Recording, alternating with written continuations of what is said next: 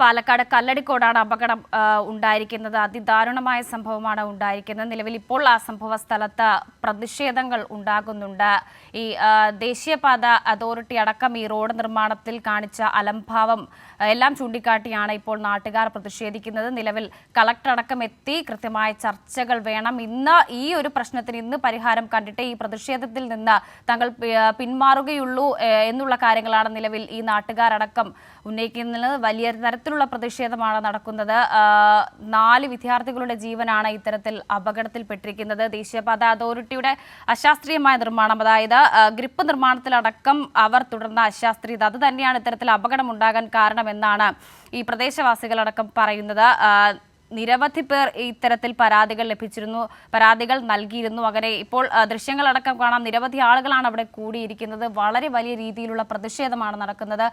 ഈ ഒരു പ്രശ്നത്തിന് ഇന്ന് പരിഹാരം കാണണമെന്നുള്ള ആവശ്യത്തിൽ തന്നെ അവർ ഉറച്ചു നിൽക്കുകയാണ്. കാരണം നിരന്തരമായ അപകടങ്ങൾ ഉണ്ടാകുന്ന മേഖലയാണ്. നേരത്തെ ഡിവൈഎഫ്ഐ ലോക്കൽ സെക്രട്ടറി സജിമോൻ അടക്കം നമ്മളോട് പ്രതികരിച്ചപ്പോൾ പറഞ്ഞതാണ്, അവരടക്കം കൃത്യമായി ഇടപെട്ടിരുന്നു ഈ ഒരു പ്രശ്ന പരിഹാരത്തിന്. എന്നാൽ അലക്ഷ്യമായ നിർമ്മാണ പ്രവർത്തനം, അത് ദേശീയപാത അതോറിറ്റിയുടെ ആ ഒരു വീഴ്ച തന്നെയാണ് എന്നുള്ള കാര്യങ്ങളും എന്നുള്ള വിവരങ്ങളും ഇപ്പോൾ ലഭിക്കുന്നുണ്ട്. ഇപ്പോൾ നാട്ടുകാരടക്കം പ്രതിഷേധം നടത്തുകയാണ്, വളരെ വലിയ രീതിയിൽ പ്രതിഷേധിക്കുകയാണ്. ഇപ്പോൾ ലെസ്ലി ജോൺ കൂടി ചേരുന്നുണ്ട്. ലെസ്ലി, ഏറ്റവും പുതിയ വിവരങ്ങൾ എങ്ങനെ? അവിടെ ആളുകൾ കൂടി നിന്ന് വലിയ രീതിയിലാണ് പ്രതിഷേധം നടത്തുന്നത്. പക്ഷേ നാട്ടുകാരുടെ പ്രതിഷേധം അവിടെ തുടരുകയാണ്. വൈകിട്ട് 3:45-4 ഇടയിലാണ് പരീക്ഷ എഴുതി സ്കൂളിൽ നിന്നും കല്ലടിക്കോണം സ്കൂളിൽ നിന്നും വീട്ടിലേക്ക് മടങ്ങുന്ന പാതയിൽ, നടപ്പാതയിലാണ് ഈ സംഭവം ഉണ്ടായിരിക്കുന്നത്. ഒരു ബസ്സിലിടിച്ച ലോറി നിയന്ത്രണം തെറ്റി 4 വിദ്യാർത്ഥികൾക്ക് ദാരുണ അന്ത്യമുണ്ടായിരിക്കുന്നത്. നിരവധി പേർക്ക് അപകടവും സംഭവിച്ചിട്ടുണ്ട്, പരിക്കും ഏറ്റിട്ടുണ്ട്. എന്തായാലും ഈ നിയന്ത്രണം വിട്ട ലോറി കുട്ടികളുടെ ത്തേക്ക് മറിഞ്ഞു വീഴുകയാണ് ഉണ്ടായത്. ഈ പനയാമ്പാടം എന്ന സ്ഥലത്താണ് ഈ സംഭവം നടന്നിരിക്കുന്നത്. സിമെന്റ് ലോഡ് വഹിച്ച വലിയ ഹെവി ലോഡാണ് ഈ കുട്ടികളുടെ ദേഹത്തേക്ക് വീണിരിക്കുന്നത്. എന്തായാലും ക്രെയിൻ ഉപയോഗിച്ച് ഇത് മാറ്റാനുള്ള ശ്രമം പുരോഗമിക്കുകയും ചെയ്യുന്നുണ്ട്.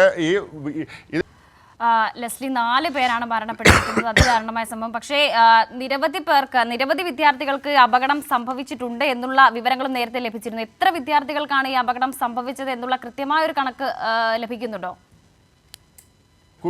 ഇപ്പോൾ നമുക്ക് മനസ്സിലാക്കാൻ കഴിയുന്നത്, ഈ 4 വിദ്യാർത്ഥികൾ റോഡരികിലൂടെ പാതയോരം ചേർന്ന് പോകുന്ന ഘട്ടത്തിലാണ് ബസ്സിലിടിച്ച ഈ വാഹനം, അതായത് സിമെന്റ് കൊണ്ടുവന്ന ലോറി ഇവരെ ഇടയിലേക്ക് പാഞ്ഞു കയറി നിയന്ത്രണം വിട്ട് തൊട്ടടുത്തുള്ള വീട്ടിൻ്റെ മുറ്റത്തേക്ക് മറിയുന്ന ഒരു സാഹചര്യം ഉണ്ടായിരിക്കുന്നത്. കൂടുതൽ ആളുകൾക്ക് പരിക്കേറ്റതായുള്ള സൂചന ലഭിച്ചിട്ടില്ല. എന്നാൽ ആദ്യഘട്ടത്തിൽ പുറത്തു വന്ന വാർത്തകളനുസരിച്ച് 3 പെൺകുട്ടികളും 4 പേർക്ക് പരിക്കേൽക്കുകയും ചെയ്തു. ഇതിൽ ഒരു കുട്ടിയുടെ നില ഗുരുതരമായിരുന്നു. അത്തരത്തിൽ 3 പെൺകുട്ടികൾ സംഭവ സ്ഥലത്തും ഒരാൾ ആശുപത്രിയിലുമാണ് മരണപ്പെട്ടിരിക്കുന്നത്. അത്തരത്തിൽ ഇർഫാന, മിത എന്നീ കുട്ടികളും മറ്റൊരു കുട്ടിയുമാണ് ഇത്തരത്തിൽ മരണപ്പെട്ടിരിക്കുന്നത്. എന്തായാലും കൂടുതൽ കുട്ടികൾ ഉണ്ടോ എന്നുള്ളത് പരിശോധിക്കുന്നതിന് വേണ്ടിയാണ് നിരവധി ക്രെയിനുകൾ ഉപയോഗിച്ചുകൊണ്ട് ഇത്തരത്തിൽ ഈ ട്രക്ക് എടുത്തുയർത്താനുള്ള ശ്രമം ഉണ്ടാകുന്നത്.